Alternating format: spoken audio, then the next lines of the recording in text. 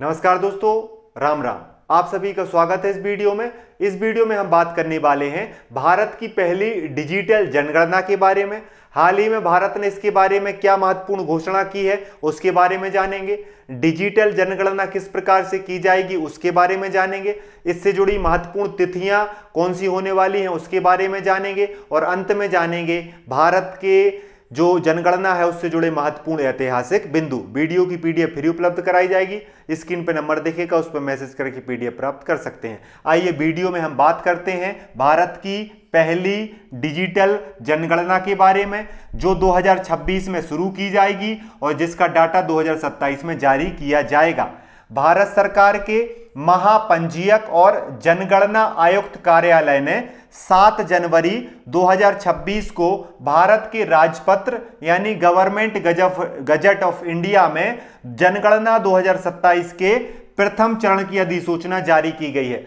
प्रथम चरण की अधिसूचना जारी की गई है, 7 जनवरी को जारी की गई है, भारत के राजपत्र में जारी की गई है। और जारी करने वाली संस्था कौन सी थी? भारत के महापंजीयक और जनगणना आयुक्त कार्यालय।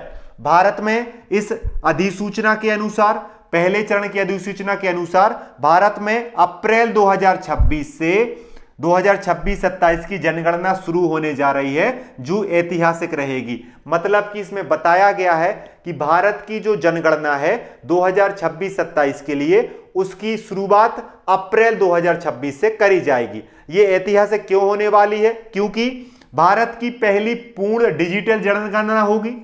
जो 2027 में जनगणना होनी है वो भारत की पहली कंप्लीट डिजिटल जनगणना है। सारे काम इसमें डिजिटली करे जाएंगे। कैसे करे जाएंगे आपको बताऊंगा आगे। और 1931 के बाद पहली बार जाति आधारित गणना भी शामिल होगी। भारत में 2027 में जो सेंसस हो रही है, जो जनगणना हो रही है, वो 2 मायनों में ऐतिहासिक है। एक तो पहली बार डिजिटल और एक 1931 के बाद जाति आधारित जनगणना भी पहली बार हो रही है 1931 के बाद। यह जनगणना केवल आंकड़ों की गणना नहीं है, बल्कि नीति, राजनीति और सामाजिक न्याय की दिशा तय करने वाला आधार मानी जाती है जनगणना। जनगणना को इंग्लिश में कहा जाता है सेंसस। और भारत में हर 10 वर्षों में जनगणना होती थी, लेकिन 2021 में स्थगित कर दी गई और ये लगभग 15 साल से डिले चल रही है। इस वजह से 2027 की जनगणना महत्वपूर्ण मानी जा रही है। अगर हम बात करें जनगणना 2027 की जो महत्वपूर्ण टाइमलाइन है उसके बारे में, अगर हम बात करें तो पहला चरण हाउस लिस्टिंग का होगा, जो 1 अप्रैल 2026 से शुरू होगा और 30 सितंबर 2026 तक चलेगा। इसमें घर और परिसरों की सूची तैयार करी जाएगी, आवासीय सुविधाएं और संपत्ति का विवरण कलेक्ट किया जाएगा। यह सभी राज्यों और केंद्र शासित प्रदेशों में आयोजित किया जाएगा। पहला चरण, पहले चरण में क्या किया जाना है?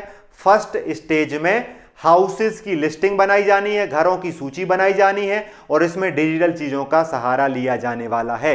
पहला चरण 1 अप्रैल से शुरू होगा और ये 30 सितंबर तक चलेगा। मतलब अप्रैल, मई, जून, जुलाई और सितंबर, जून, जुलाई, अगस्त और सितंबर, इन समय में जो है भारत के सभी घरों को लिस्ट किया जाएगा इस जनगणना में। इसके बाद दूसरा चरण, जिसमें लोगों की जनगणना की जाएगी, जनसंख्या की गणना की जाएगी, ये फरवरी 2027 में जो है इसको शुरू किया जाएगा। इसमें जनसंख्या, जाति से संबंधित डेटा, जेंडर, शिक्षा, रोजगार, माइग्रेशन, डिसेबिलिटी, इन सारी चीजों का रिकॉर्ड भी रखा जाएगा। ये होगा दूसरे चरण में। और दूसरा चरण जो है वो फरवरी 2027 में होगा, ऐसी जानकारी मिल रही है। अब क्योंकि ये भारत की पहली डिजिटल जनगणना है, कब होनी है? 2026-27 में होनी है। डाटा जारी कब होना है?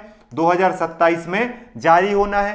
पहली डिजिटल जनगणना है, इसमें मोबाइल ऐप, टैबलेट आधारित डेटा एंट्री करी जाएगी, रियल टाइम अपलोड किया जाएगा। जाति आधारित गणना लगभग 90 वर्षों बाद पूर्ण जातिगत तस्वीर सामने आएगी। पेपरलेस प्रक्रिया होगी, डेटा का सटीक तरीके से एनालिसिस किया जाएगा, जीपीएस आधारित मैपिंग करी जाएगी, ऑटो वैलिडेशन और त्रुटि को ठीक किया जाएगा और कागजों का प्रयोग कम से कम किया जाएगा और सुरक्षा के लिए एन्क्रिप्शन और नियंत्रण एक्सेस दिया जाएगा। एक प्रकार से डिजिटली रूप में एप्लीकेशन का प्रयोग करके, टेक्नोलॉजी का प्रयोग करके और बहुत सारी महत्वपूर्ण मशीनरियों का प्रयोग करके डिजिटली रूप से करवाई जाने वाली है भारत की पहली डिजिटल जनगणना 2026-27, जिसकी अधिसूचना जारी हो चुकी है। अगर हम बात करें कि भारत की इतिहास में जो जनगणना से जुड़े महत्वपूर्ण पॉइंट हैं, ये एग्जाम में पूछे जाते हैं। जनगणना से जुड़े महत्वपूर्ण ऐतिहासिक बिंदु में सबसे महत्वपूर्ण बिंदु आता है कि भारत में पहली बार जनगणना कब हुई थी। तो भारत में पहली बार जनगणना 1872 में हुई थी, लेकिन भारत में पहली बार व्यवस्थित जनगणना 1881 में हुई थी, लॉर्ड रिपन के समय। किसके समय? भारत में पहली व्यवस्थित सिस्टमैटिक जनगणना सेंसस लॉर्ड रिपन के समय 1881 में हुई थी। और उसके बाद से हर 10 वर्षों में, प्रत्येक 10 वर्षों में जनगणना कराई जाती है, ये आपको याद रखना। लेकिन 2021 में नहीं कराई गई, ये भी याद रखना। 1931 में अंतिम जाति आधारित जनगणना करी गई थी। 1931 के पहले जाति आधारित जनगणना की जाती थी, लेकिन 1931 से नहीं की गई, लेकिन इसे 2026-27 में किया जाएगा, यह भी याद रखना है। 1951 में स्वतंत्र भारत की पहली जनगणना 1951 में हुई। अंतिम पूरी जनगणना 2011 में हुई, क्योंकि 2021 की जनगणना स्थगित कर दी गई। अब 2026-27 की जो जनगणना है, ये पहली डिजिटल जनगणना और जाति जनगणना है, ये आपको याद रखना है। एग्जाम में पूछा जाएगा पहली बार जनगणना कब हुई? 1872। व्यवस्थित तरीके से कब हुई? तो आपका जवाब होगा 1881। इतना आपको याद रख लेना है महत्वपूर्ण रूप से। अब हम बात करते हैं कि जनगणना का महत्व क्या होता है, इंपॉर्टेंस क्या होता है। तो जनगणना जो है आरक्षण नीतियों के लिए जरूरी होती है, कल्याणकारी योजनाओं के लिए जरूरी होती है, लक्ष्य निर्धारण करने में महत्वपूर्ण भूमिका निभाता है सेंसस का डेटा, परिसीमन में जनसंख्या का प्रयोग, जनगणना का प्रयोग किया जाता है, सामाजिक न्याय के लिए, समानता आधारित नीतियां बनाने के लिए सेंसस के डेटा का प्रयोग किया जाता है, वास्तविक ओबीसी, एससी, एसटी डेटा के लिए जनगणना महत्वपूर्ण होती है। कानूनी और प्रशासनिक रूप से जनगणना अधिनियम 1948 के अंतर्गत केंद्र सरकार अधिसूचना जारी करती है और डेटा का जो है वो संकलन किया जाता है जनगणना अधिनियम 1948 के तहत। तो हम देखें सामाजिक न्याय के लिए, बेहतर पॉलिसी मेकिंग के लिए, जन कल्याण के लिए और बेहतर एक देश के निर्माण के लिए एक कलेक्टिव डाटा की जरूरत होती है, और वही डाटा हमें प्रदान करता है जनगणना। सेंसस के द्वारा यह डेटा हमें महत्वपूर्ण रूप से प्रदान किया जाता है। इसी वजह से भारत की जनगणना 2026-27 डिजिटल जनगणना महत्वपूर्ण हो जाती है। इस वीडियो को देखने के लिए धन्यवाद। वीडियो कैसा लगा कमेंट करके जरूर बताएं। पढ़ते रहिए, मुस्कुराते रहिए, अपना ध्यान रखिए। जय हिंद, जय भारत।